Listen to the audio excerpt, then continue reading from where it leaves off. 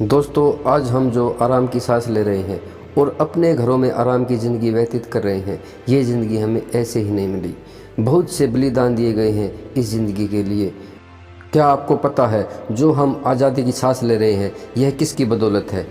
किसके कारण हमें इतनी आज़ादी मिल रही है और हम एक फ्रीडम लाइफ जी रहे हैं? दोस्तों, ये उन शहीदों का बलिदान है जो बहुत साल पहले हमारे देश के ऊपर कुर्बान हो गए थे, लेकिन हम आज उनको ज़रा सा भी याद नहीं कर रहे, जिन्होंने खून की होलियाँ खेली थी।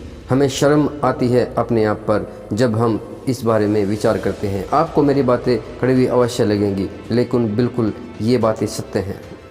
आज हर इंसान उन बलिदानों को भूल चुका है और अपने स्वार्थ के लिए जिंदा रहता है। लेकिन एक वक्त वो भी था जब हमारे देश के जवान हमारे देश पर शहीद हो गए थे और उन्होंने अपने भविष्य के बारे में ज़रा सी भी चिंता नहीं की।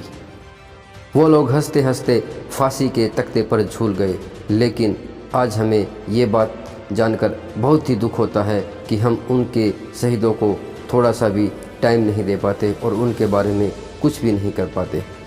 आज हम इतने सेल्फिश हो चुके हैं, सिर्फ अपने बारे में ही सोचते हैं और अपने मनोरंजन के बारे में सोचते हैं। हमें किसी से कोई भी मतलब नहीं रह गया। अगर हम इतिहास को उठाकर देखें तो आज हमें अपने आप पर शर्म आती है। हम कैसे भूल सकते हैं उन मोहनदास करमचंद गांधी जी को, जिन्होंने असहयोग आंदोलन चलाया और दांडी यात्रा की। ये सब उन्होंने किसी और के लिए नहीं बल्कि अपने देश के लिए किया और अपने देशवासियों के लिए किया, जिन्होंने पूरी ज़िंदगी अपनी एक धोती और एक शॉल में ही गुजार दी और जिन्होंने साबरमती आश्रम में अपना डेरा डाला, जिन्होंने भारत छोड़ो आंदोलन का नारा लगाया। दोस्तों, अंग्रेज़ों के खिलाफ़ जो खड़े हुए वे और कोई नहीं बल्कि हमारे पूजनीय श्री महात्मा गांधी जी थे, जो सत्य अहिंसा की एक बहुत बड़ी मिसाल थे। दोस्तों, आज हम उन्हें कैसे भूल गए, हमें ये समझ में ही नहीं आता। दोस्तों, हमारे देश में ऐसे शूरवीर पैदा हुए हैं जिन्होंने सिर्फ अपने देश के बारे में सोचा है और किसी के बारे में नहीं सोचा, जो अपने देश के लिए अपनी जान कुर्बान कर सकते हैं। दोस्तों, ये देश ऐसे ही नहीं बना, ऐसे ही नहीं इसे सोने की चिड़िया कहा जाता था। ब्रिटिश सरकार ने इसे बहुत लूटा, भारत को बिल्कुल ही खोखला कर दिया। आज वही भारत है जो विश्व की तीसरी अर्थव्यवस्था बना हुआ है।